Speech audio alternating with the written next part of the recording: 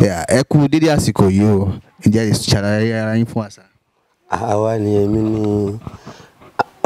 Dr. Kábíyèsí Alani Wasiu ọmọ Aróná ọba fàájì modern sakara. ok sà, irú orin wo lẹ ń kọ sà àti pé gbà wo lẹ bẹ̀rẹ̀ sí ní máa kọ orin sakara sà. Ó ti tójọ́ mẹ́ta o, ọjọ́ àbùkù ti pẹ́ nu egun bàtẹ èmi jẹ́ nǹkan tó yẹ pé mi like láti máa wọjú lé ṣiṣẹ́ tí mo bá ń ṣe. In anything in life tí mo bá ń ṣe màá lè ní láfọwọ́sọ̀yà pé èmi fúnra mi mo ṣe. So I have other job ṣùgbọ́n music ó jẹ́ nǹkan tó fi bí mi. Nínú ilé wa ìran wa bíi 5 olórin ni wọ́n, olónílù ni wọ́n. Ìbá gbogbo àwọn bàbá mi tó ti látàwọn ìyá mi tí mo gba iṣẹ́ orin àti iṣẹ́ ìlú lọ́wọ́ ẹ̀.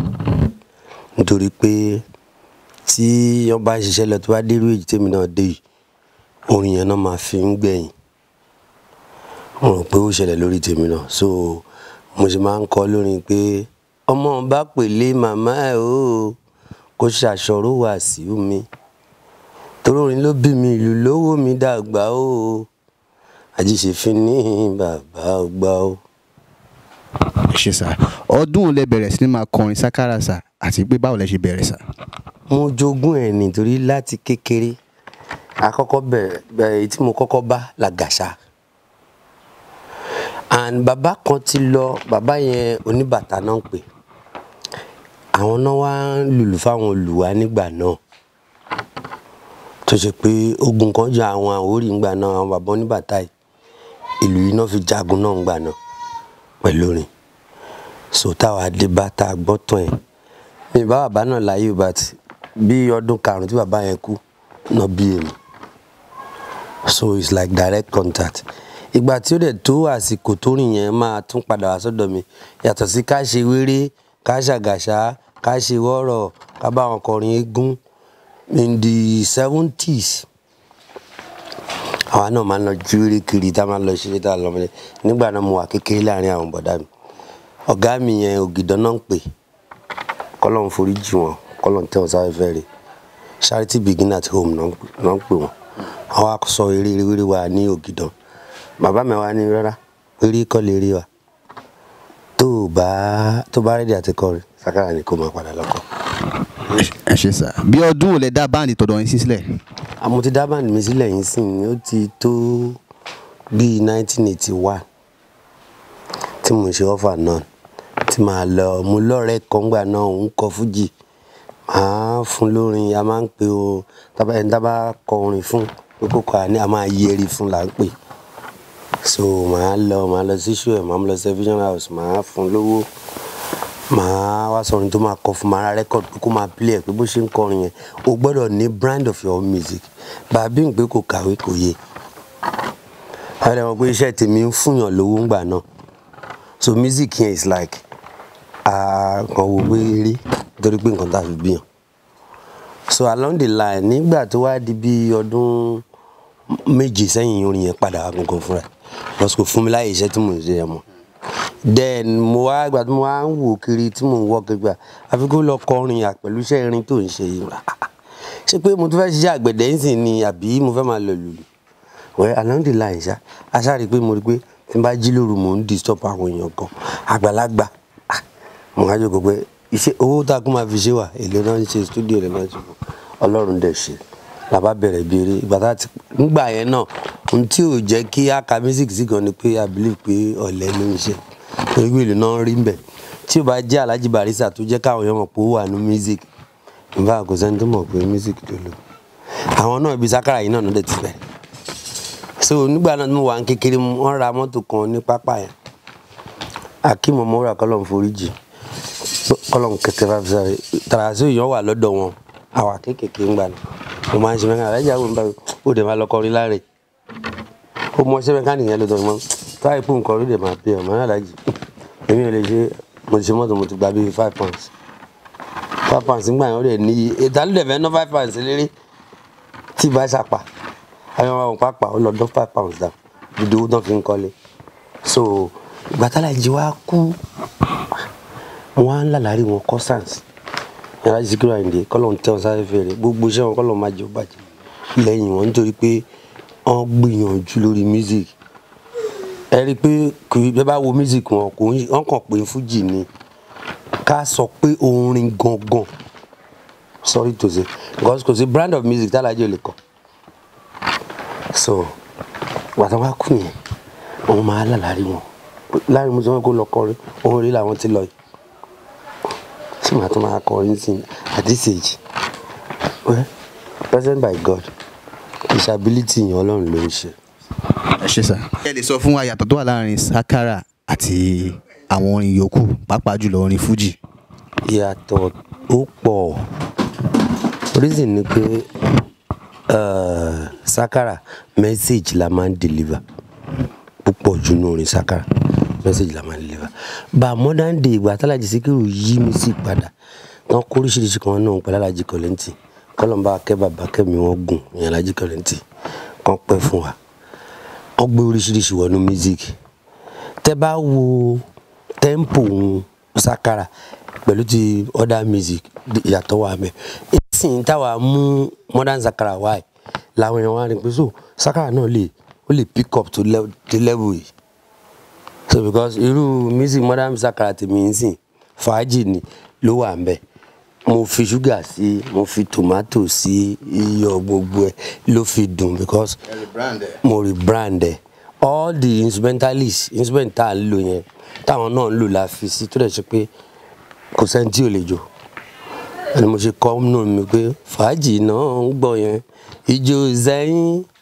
sakara lẹ́ ń gbọ́ yẹn ijó Àlàní o bébí tí mò ń wò ó ga olówó ijó sakara mi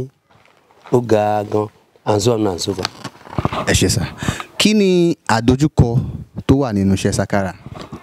níṣẹ́ ni music lè bá pé sorry to say ṣáà pé sakara nìyá music to be frank because èkó lé ẹ̀ka kan sọ pàdé olé olùwà àbíbò olùwà òun ló bẹ̀rẹ̀ sakara tó jẹ́ kí ó popular káwọn music tó kù tó rise dáadáa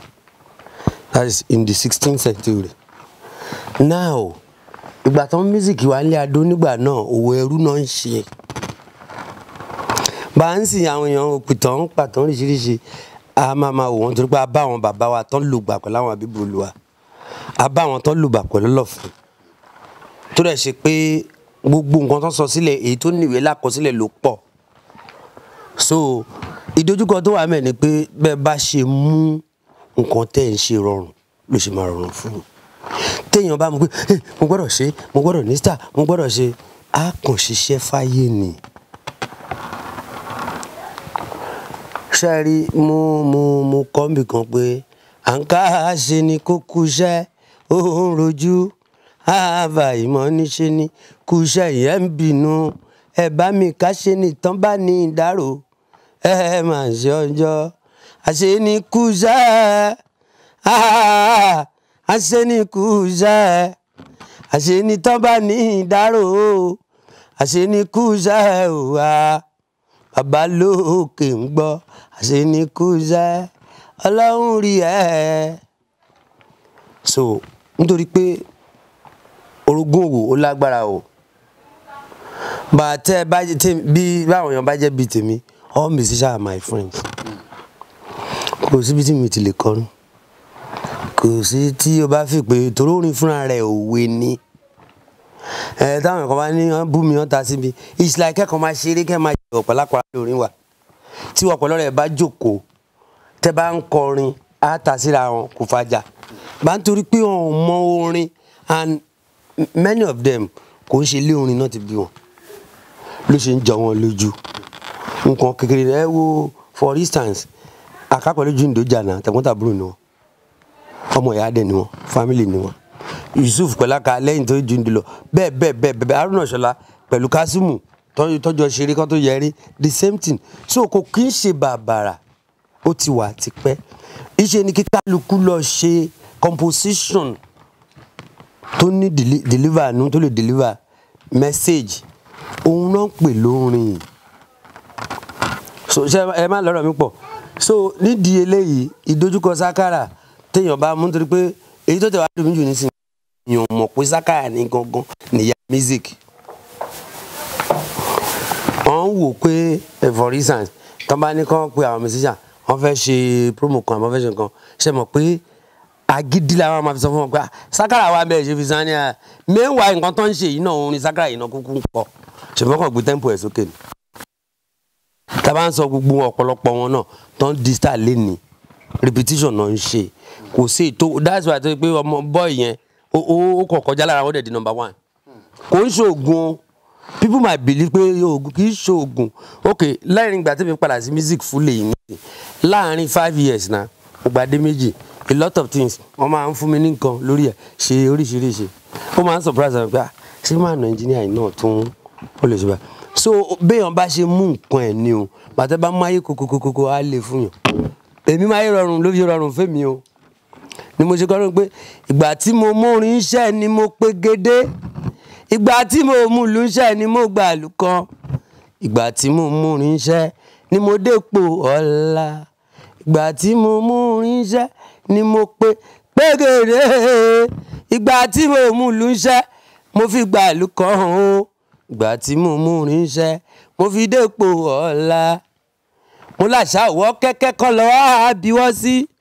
àwòdì òkọlà kọ́ lọ ní sùúrù o ẹ̀kọ́ ògbóná dalẹ̀ kán lọ wá bí kán jòkó ìyẹn ń bẹ. ọ̀nà wo ni coronavirus pandemic yìí ló gbà tó fi ń àfẹ́ ti ṣẹ̀yìn sá gẹ́gẹ́ bí àsìkò yìí. iṣẹ́ orin mo ti sọ fáwọn èèyàn pé kó tó dìgbà yìí pé ó possible kí nǹkan kan ṣẹlẹ̀ tí ò bá tẹ̀ sí iṣẹ́ orin mọ́ kí lèèyàn fẹ́ ṣe. àbúrò mi kan náà máa ń sọ bẹ́ẹ̀ fáwọn ọmọọṣẹ́ pé ìlànà tí ò bá tẹ̀ sí iṣẹ́ orin mọ́ kí ló fẹ́ ṣe. máa sọ pé ṣó gbọ́ nǹkan tó gẹ̀ẹ́sán lọ wá alternative job. mo bá àwọn tán alternative job yọ àwọn tí ò ní náà kọ́ ló ń ṣàánú wọn. mo ṣe lọ síbi kan láti mọ sáwọn pé iṣẹ́ kí lẹ́yìn ṣe lẹ́yìn iṣẹ́ orin iṣẹ́ kí lẹ́yìn ṣe. ayé ìjọsí tí ò sí problem tí kò ń dùn music life is the best but today tí corona wá dé yìí ṣé gbogbo wa gbà pé nǹkan tí ò ṣẹlẹ̀ rí náà pé ọdún kò sí tí ò ti ṣẹlẹ̀ lábẹ́ ọ̀run because a gbọ́ pé 1918 epidemic yẹn wá rí táàdé gbọ́n tó táwọn bàbá sọ pé ilé adóná wá táwọn ará Èkó wá tó wá béèrè ohun tó máa fi ṣẹ̀rọ̀ sílùú so mo wá ti po orin pọ̀ lórí coronavirus because èmi jẹ́ nǹkan tó ṣe pé táwọn èèyàn bá ń ṣe nǹkan máa study situation kìíní yẹn how it is how it goes ọmọ àwò mi wá new record mi yẹn mo sọ ń bẹ̀ pé ẹ jẹ́ àdúpẹ́ fọlọ́run wàhálà ní ẹ jẹ́ ká dúpẹ́ ọmọ Naija ẹ jẹ́ ká dúpẹ́ lọ́wọ́ Ọlọ́run wà o bí o bá sí tààlà òòrà o a ó yẹ bí o bá sí tẹ̀lé dùwà ṣe bíbí ẹ̀rú làbá máa ṣe bí o bá sí tààlà òòrà ṣe bíbí ẹ̀rú làbá máa ṣe ẹ jẹ́ àdúpẹ́ lọ́wọ́ Ọlọ́run wa ọmọ Naija ẹ jẹ́ àjọ dúpẹ́ gbogbo alábòsí gbogbo abẹ̀yìnbẹ́bọ jẹ́ túlétúlé tọ́ bòkú lójú tán fẹ́ sọ wá dẹrú ayé Ọlọ́run tí gbà wálẹ̀ o àgbo ìbílẹ̀ ló lé kòró wọn gbó ìbílẹ̀ ló gbá kòró ọ̀lẹ ọ̀dúndún ló sọ̀lù dẹ̀rọ àgbo ìbílẹ̀ ló lé kò ló lé àgbo ìbílẹ̀ ló dá kòró padà ìbílẹ̀ ló gbé kòró ṣubú ọ̀dúndún ló sọ̀lù dẹ̀rọ o ìbílẹ̀ ló lé kòró wọlé. Reason ni mo kọ́ bẹ́ẹ̀ ni pé àwọn èèyàn wa ti gbàgbé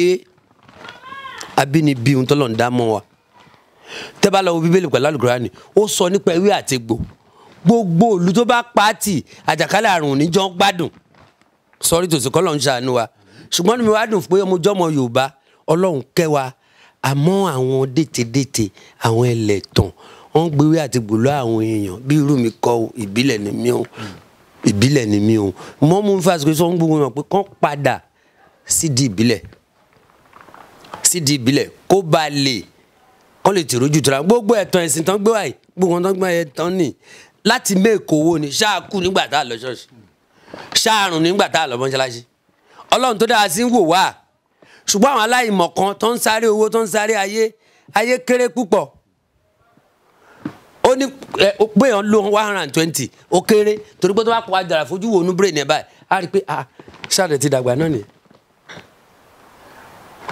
kọ́lọ̀ ń ṣàánú wa o èmi àtẹ̀yìn alájà o torí pé nísìnyí ìjọba ti bá ǹdí pé wọn gbọ́dọ̀ ṣùgbọ́n wọn gbọ́dọ̀ ṣàgùn meanwhile n tán fi ń ṣe ó kí wọn rántí gómìnà kan lẹ́kọ̀ọ́ àìsàn kan wò kóńgbà náà ó dàbí pé èèyàn bíi 18 kan ló ṣe dókítà kò tó kọ́ treat àìsàn yẹn meanwhile wọn dẹ̀ send àìsàn yẹn wá láti Amẹ́ríkà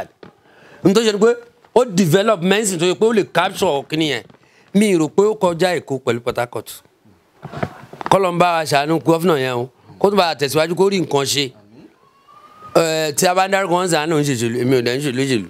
ṣùgbọ́n kálukú mọṣẹ́ tó ń ṣe kí Nàìjíríà lè dá àwọn tó dẹ̀ ń bàjẹ́ yìí náà tó àwọn ò ní ṣe pé o àdẹ̀ ní súre o ṣùgbọ́n ẹ má bà Nàìjíríà jẹ́ òṣèlú ẹ má balẹ̀ yìí jẹ́ o mo sọ fún yín o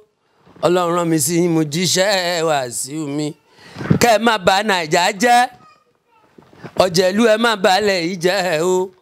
ẹ rántí Ọlọ́run ọ̀pá àgbéléká tí gbẹ̀yìn lójú kẹ́ má balẹ̀ yìí jẹ́ gbogbo ẹ̀yin ọ̀jẹ̀lú ẹ̀yin òpùrọ̀ tẹ̀ ń pera yín lóṣèlú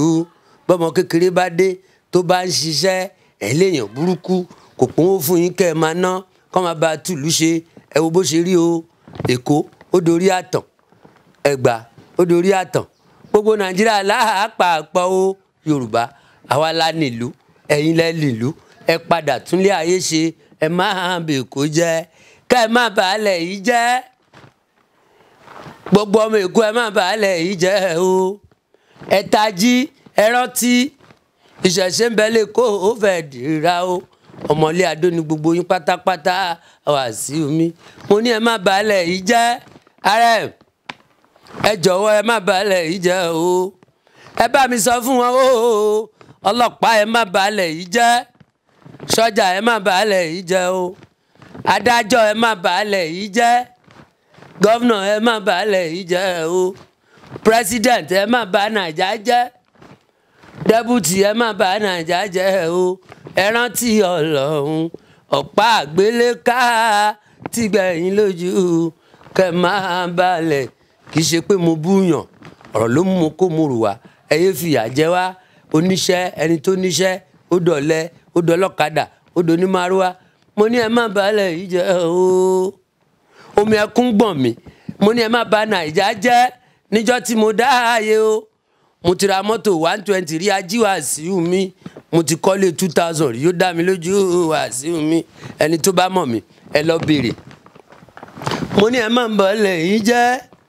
à ń kígbe fún yẹn má bà Nàìjíríà jẹ́ o kẹ́ ẹ má bèkó jẹ́ o nítorí owó o àtúbọ̀tán ń bọ̀ o àkúbà yín iṣẹ́ kálukú ló lérè lẹ́yìn kẹ́ ẹ má balẹ̀ ní ṣókí ẹ má bínú. ẹ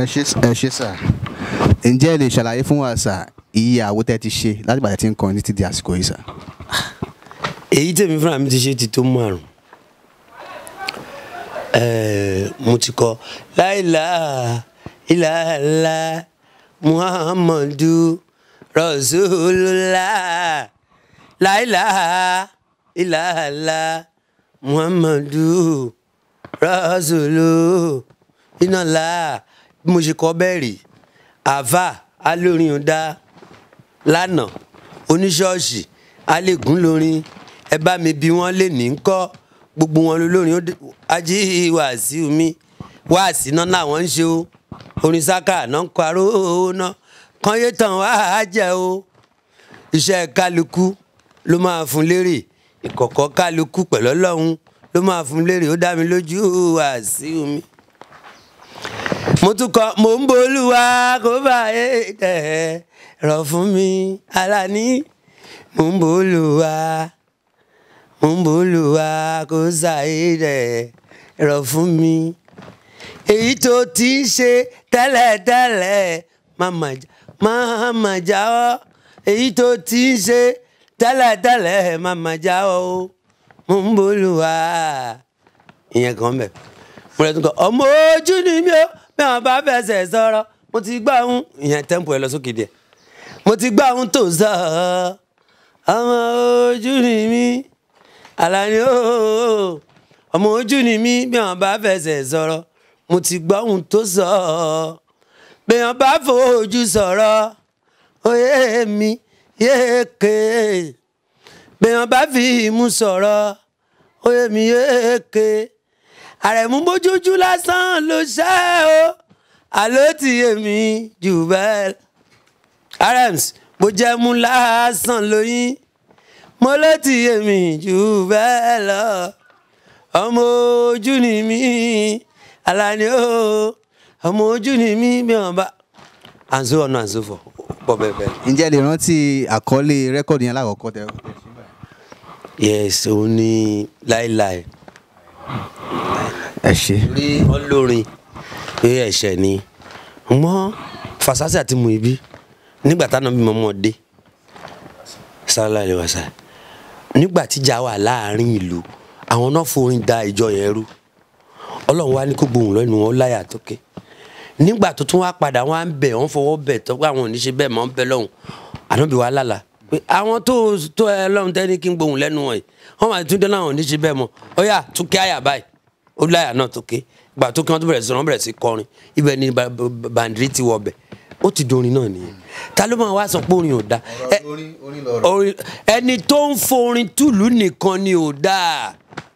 ẹni tó kọ̀kọ́ ẹ̀fẹ̀ díẹ̀ sókè ìyẹn ni ò dáa ṣùgbọ́n ẹni tó ń deliver message torin tó ń tòlú tó ń tolé àbí ọmọ ojú ni mí bí wọ́n fẹ́ sọ̀rọ̀ mo ti gbọ́ ohun tó sọ bí wọ́n bá ṣẹ́jú tọ́mọ yẹn tètè gbọ́ ohun tó sọ ṣé orí ọmọ yẹn ò pé àbẹ ẹni tó gbọ́ òní mọ̀ pé ó yẹ kó ń kọ́ mọ̀ òun lójú àtẹsẹ̀ àbí mò ń bolúwa kọ́lọ̀ sáyé rẹ̀ fún wa mo láwọn èèyàn kan wọ́n máa pilẹ̀ lálẹ́ sùn tó bá jí làárọ̀ ṣáàdì ibẹ̀ yẹn náà máa gbé sí ká alájí òde tó ti múna bẹ́ẹ̀ yẹn kọ́ à ń fi dí ẹ̀bìtì hàn ọmọdé nítorí kó bá dà mọ́ kékú máa pọ̀ lọ́jà àṣenísù gbàgbà kófìn wá dé yìí la ṣe lọ wo kí la lè ṣe kí la lè cover àwọn èèyàn kó má gbàgbé ìṣẹ̀ṣe that's my concern àwọn èèyàn ń tanra wọn gan-an òun ló fa àìsàn tó pọ̀ yẹn ìgbóná ti wà tipẹ́tipẹ́ tó máa sọ pé China ló lọ fà China yes nǹkan kọ́ làwọn èèyàn ń ṣe látijọ́ náà tí gbóná fi ń wọ̀lú tí epidemic fi ń wọ̀lú. bàbí pé this time now propaganda ti pọ̀jù láyé all dem wówó at all cost but at the end of the day àgọ́ ló máa dé díẹ̀ o ẹ gbọ́ àgọ́ máa padà dé tọ́lọ́run náà máa ṣe gbẹ̀yìn so Ọlọ́run ní fi àjẹ wa. ẹ jẹ́ a dúpẹ́ lọ́wọ́ Ọlọ́run Àlàní. ṣe sọ àwọn olólùfẹ́ yín ní ká béèrè pé kí ni ẹ̀ ń pò pọ̀ báyìí kí ló ń bọ̀ lọ́nà kí ni káwọn máa retí báyìí látọ̀dọ̀ yín. ó ti tó mẹ́ta tó wà lẹ̀ ṣùgbọ́n kòrónà yìí la kọ́kọ́ máa fi ṣíwájú sọta bá wá fìyàn sí mo ti kọ́nú rẹ́kọ̀dù náà tó ń bọ̀ pé. ìgbà tá a mú ṣẹ́ la fi dolówó ìgbà tá a mú lúṣẹ́ la fi gbàlù kan ìgbà tá a mú rinṣẹ́ la fi dépò ọ̀la. má lè fi kòrónà sí so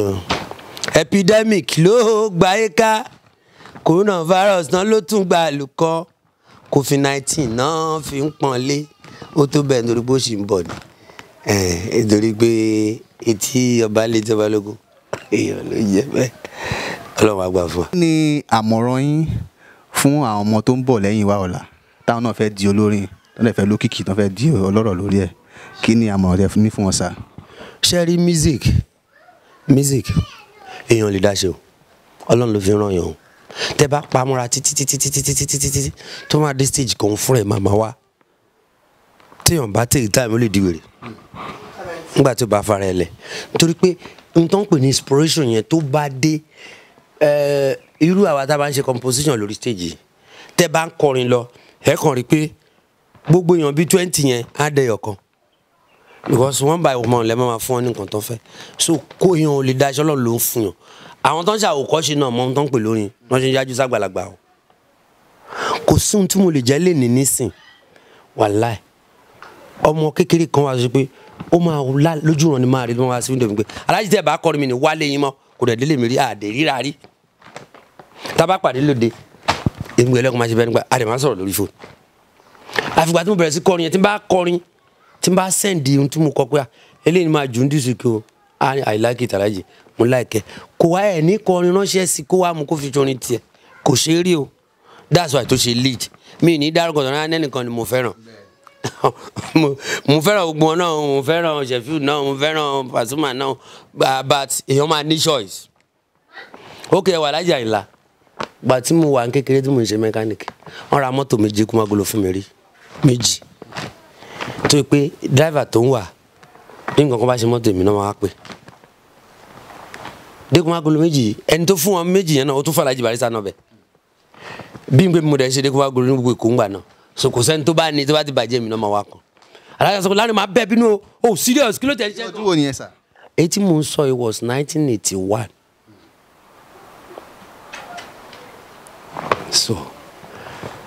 àwọn ọmọ yóò lè níwọ̀n o tí ó tẹ̀ rí ẹrú mẹ́yọ̀ àbí kí wọ́n ń pè yìí kò fẹ́ ṣiṣẹ́ ṣé ọmọ tó rí máa dà lọ́la look at today èmi náà mọ̀ pé máa padà sí the music torí pé iṣẹ́ tèmi jọ mí lójú gan torí mò ń rówó mẹ́ àbí bíi 1980 81 82 kéèyàn jí láàárọ̀ kó ti rí 4,000 láago mẹ́wàá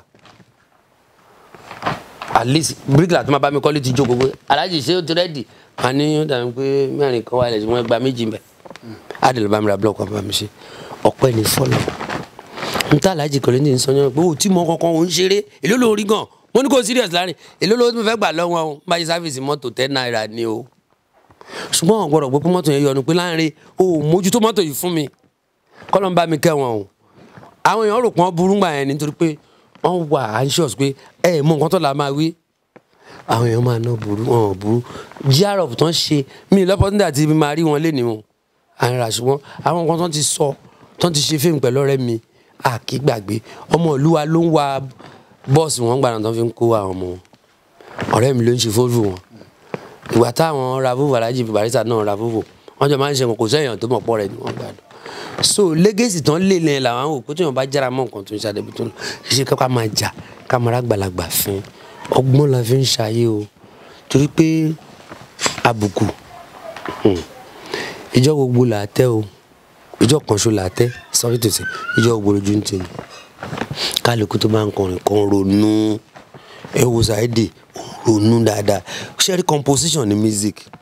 if you can deliver a message for people will convince kì í ṣe ká máa jà ká máa pariwo ká máa ṣe pariwo máa fọyàn look at my own brand of music now we call it modern sakara at the end of the day akpeni Faji series I can play any mode of music but my own intention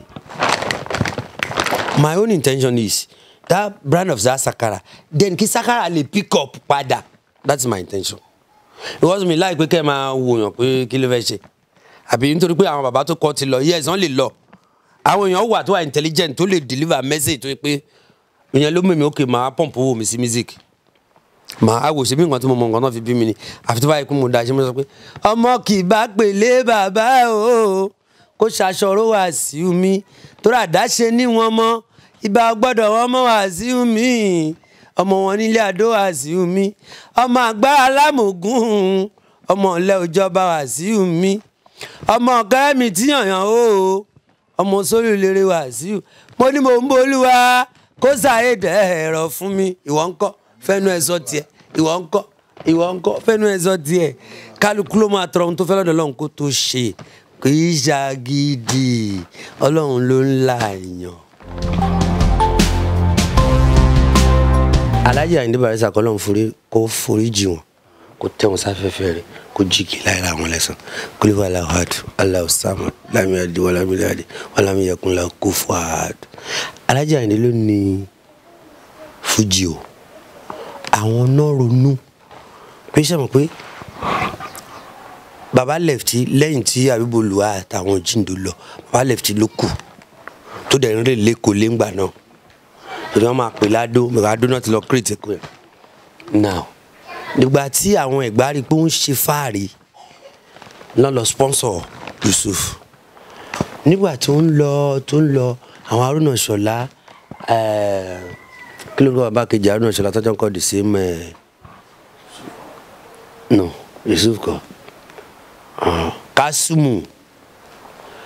tí táìmù wọn lọ tó ń kọrin tí wọn tó ń ṣe yẹn aláàjì wa làwọn kéré àwọn tí ìdàgbà kéré bàtà máa ń gbọ́ pé ọmọ kékeré kan ń jíwèrè lẹ́kọ̀ọ́ àwọn náà kéré òun làwọn èèyàn ń kọ́pì ọmọ kékeré so aláàjì Barrister pẹ̀lú ẹni tó jẹ́ kékeré Èkó wù mí wá torí village wa ńgbà náà ọ̀nà ò sí ń bẹ̀ Badagry express road yẹn 68 náà ṣẹ̀ṣẹ̀ bẹ̀rẹ̀ bí 69 gbógun ẹ̀ ti ń fẹ́ parí lọ. Now Sakara òun lórin táwọn èèyàn kọ́kọ́ ń gbọ́ tó yẹ pé tó jẹ́ modern music nígbà náà gbogbo sẹ́lí wéré ni àwúrèbe nǹkan kan tó ń ṣe ń bàdàn Èkó ilé náà ń wò fi ṣe gbogbo ẹ̀ wọ́n ń sùn jálá wọ́n ṣe gbogbo ẹ̀ tó ń lù sí bàkú dàbí Sakara nítorí pé ó more than dead nígbà náà òun lò àpàlà wa píìkì díẹ̀ bàtà àpàlà yẹn kò ṣe púpọ̀ gbogbo ìtàpàlà frame between bíi 45 kì í sí bíi 70 sí 74 75 because mo rántí sóyò tí Haruna Ìṣọ̀lá ṣe gbé àpàlà frame gbẹ tí Musiliu padà tún kọ ẹ̀ Musiliu ló tún kọ bàbá ẹ̀ ti kọ́ 74 and rẹ́kọ̀dù yẹn ló ta jù ńgbà náà wọ́n ló ta 5,000 pieces. àwọn òròkì àwọn Òṣogbo òròkì àwọn club kan wà mẹ́ẹ̀ tí bàbá yẹn ń kí gbà yẹn nígbà náà náà padà fọlọ́pàá mú wọn tó ń ṣe nǹkan yìí tí ń ṣẹlẹ̀ tipẹ́ ọ̀tẹ̀ kọ́máṣọ̀tọ̀ lórí tó bá rẹ̀ orí tí ń ṣẹlẹ̀ pẹ́. ibi tí wọ́n á mọ̀ ní pé Alhaji Barrister ló ní fújì tí èèyàn kan bá kàn ń òun gba Alhaji Kollington ló nílùú tó dùnnú eré fújì ni àwọn náà dẹ̀ sọ because music career làwọn ń bá bọ̀ nínú sójà bàtà Alhaji ti ń kọrin tọ́jọ́ ń kọrin láti kékeré bá a ṣe mọ̀ pé ẹni tó bá ní star láti kékeré kò síbi tẹ́lẹ̀ òun ló ronú kí ni fújì ṣe wá rè àwọn Alhaji tọ́jú secret ẹ̀ tó fi lọ wọ́n ń lo bike machine kan gba náà double silencer fújì náà kọ sí white ni wọ́n máa ń wọ trouser shirt and àbí trouser JB ńgbà náà white and white àwa aṣọ ọ̀run ẹni love me tí machine yẹn bá bàjẹ́ àwọn ará amúṣe ò lè túnṣe èmi gbọ́dọ̀ ọ̀gá wa náà máa pè lágègè tá a máa ṣe àdẹ̀wà kékeré so ibẹ̀ làlájì ti yọ fújì kan tó máa sọ pé òkè kan wà ní Japan kan tó wà lọ́pọ̀tún tó fi ń travel now difference ó wà láàrin fújì tempo fújì high but at the end of the time tálàjì ń lọ rí pé tempo music wọn náà wá padà wálẹ̀ ó padà play Sakara yẹn bá a ṣe mọ̀ pé instrumentalist onímọ̀ ṣe ń gbé orin sókè bá ẹni tó bá mọ music á mọ̀ pé n tó ń kọ Sakara tẹ́ bá wo jùjú music dáadáa Sakara wọn kàn fi percussion high tempo gbé ni so a good musician tó bá dé stage kò lè kọ́kọ́ bẹ̀rẹ̀ lórí high tempo á máa wò pé kò serious now àbí a kọ́kọ́ play mode Sakara yẹn first people will listen to you message tó bá deliver ló máa carry àwọn èèyàn away then a wá lo pattern music tẹ a fi si that's just a music but ẹ lọ wo everybody tó bá bẹ̀rẹ̀ music Sakara ló máa kọ́kọ́ play ẹ dẹ̀ rí pé ọ̀hún lè yọ Sakara kó nù fújì láéláé kò ṣeé yọ irú Alhaji Fancy ó fi Fancy wọ́n fi ìyá ìlú sí wọ́n ṣe kálukú fi ṣẹ̀ sí Alhaji Kollington fi jáàsì sí ìtàkùn kálukú ń ṣe ti agbádọ̀ owó fi jìtá sí everybody fi tiẹ̀ náà sí náà làwọn náà ṣe wò èmi náà ṣe wò pé kí ló ń mérè yẹn tó fi ń roll jẹ́ kí n sọ di modern music jẹ́ n yí padà tí wọ́n bá fẹ́ kí n play high tempo let me play it tí wọ́n bá fẹ́ kí n play afro let me play it for them like irú bí kan nínú music mi sì ibi ọmọ ojú ni mi òun bí wọn bá fẹ́ ṣe sọ sọ pé tempo yẹn lọ sókè then àwọn modern boys ó carry wọn along then tó àdé bí Sakara àtúngbèsí náà àbí mo fi kọ classical tí Wasiu máa lu yẹn recently tó pé everybody ló listen sí and just like play so that is just a different tó wà ń bẹ ṣùgbọ́n Alhaji fúnra rẹ̀ náà later Alhaji Kollington sọ pé àwọn Alhaji Barrister ló wá padà pé àwọn kí àwọn máa wá kọrin owó wà ń bẹ má nìyí and fine ẹ wá wo máa náà lè bẹ́ẹ̀ bá Alhaji Kollington sí music kó tó sọ̀rọ̀ àkọ́kọ́ ṣàdúrà fàlájì Síkírù Àyìndé Barrister bá a kò sí egbò ẹlòmíì ó ní ọgbọ́n tó ń bá yọ sí publicity ẹlòmíì àparọ́ tó bá parọ́ ẹ sọ pé ẹ wà kárí de ìwé no kò rí bẹ́ẹ̀ ó ti ń try àti get publicity ni o mọ táwọn èèyàn bá wà lọ bá lọ tán ronú pé ó kàn ń try àti move around ni kò lè lọ bàtẹ́ bá ti wà kárí de ìwé tẹ́ jẹ́ kí nǹkan tó sọ yẹn jọ yín lójú because lifestyle ẹ̀ tó ń lò ní pé kó kọ́kọ́ gbé nǹkan kan kalẹ̀ tẹ́ máa wò bí nǹkan bàtà àwọn tó mọ̀ wọ́n máa mọ̀ pé nǹkan tó ń sọ yìí ò lọ like ìgbà tí Saheed Òṣùpá dé èmi sọ fáwọn èèyàn pé ọmọ tẹ̀ ń wò yìí àjọgbọ́ kò pé 2 years bẹ́ẹ̀ ló dẹ̀ ti release record ó ti kọrin gangan ó ti ṣe oríṣiríṣi tó ti pé ìgbà tóun náà wá padà ní 90s ẹ̀rí bó ṣe rí likewise myself ìgbà tó ń padà sí challenge ló jẹ́ fáwọn èèyàn pé ẹ má ní ṣe ẹja jùlẹ̀ ká tẹ̀ wò bó ṣe rí ẹ dúró wò ẹ gbọ́ dáadáa ó máa káàkiri ayé sóyàn àrùn kiri ayé bẹ́ẹ̀ ló máa rí.